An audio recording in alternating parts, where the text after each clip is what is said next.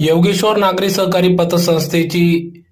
वार्षिक सभा सभापती नितीन केले यांच्या अध्यक्षतेखाली खेळीमेळीच्या वातावरणात संपन्न.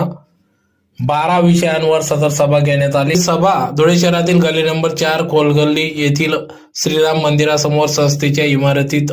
सकाळी 9 वाजता घेण्यात आली. सदर या सभेत एकूण 12 विषयांवर चर्चा करण्यात आली, ज्यात प्रामुख्याने मागील वार्षिक सर्वसाधारण सभा दिनांक 15/9/2024 रोजीच्या सभेचे इतिवृत्त वाचून कायम करणे,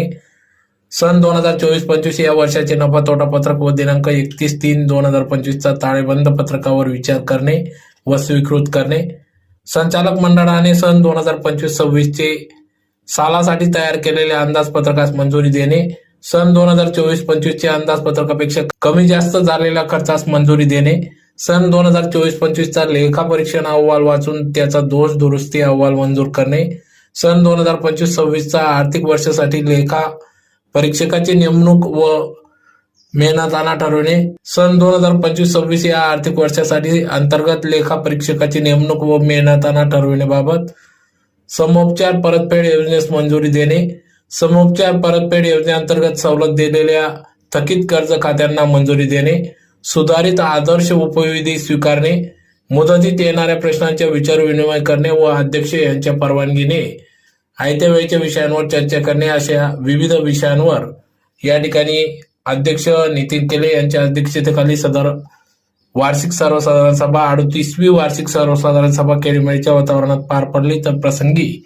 या ठिकाणी पतसंस्थेचे सर्व अधिकारी कर्मचाऱ्यांचा देखील सन्मान सत्कार करण्यात आला. तर यावेळी सभापती नितीन केले, उपसभापती दिलीप पाखले, संचालक प्रदीप अमृते, संचालक संजय कुडे, संचालक पवन खानकरी, संचालक सुरेश सोंजे, संचालक प्रवीण येवले, संचालक दिलीप माकडे, संचालक रवींद्र भोकरे, संचालक प्रशांत वारोडकर, संचालक संजय पाटील, संचालक किशोर गर्दे, संचालिका सौ आशालता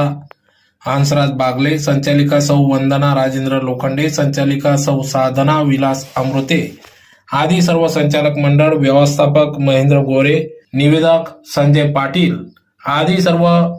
संचालक मंडळ, अध्यक्ष उपाध्यक्ष यांच्यासह सर्व सभासद वर्ग मोठ्या संख्येने या ठिकाणी उपस्थित होते. आयोजित केलेली आहे त्या अनुषंगाने आपण इथे सर्व जमलेलो आहोत. या संस्थेची धुरा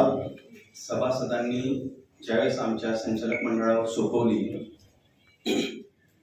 ज्या उत्साहात सोपवली त्या उत्साहातच आम्ही आमच्या कार्याला सुरुवात केली आणि त्या अनुषंगाने आम्ही एक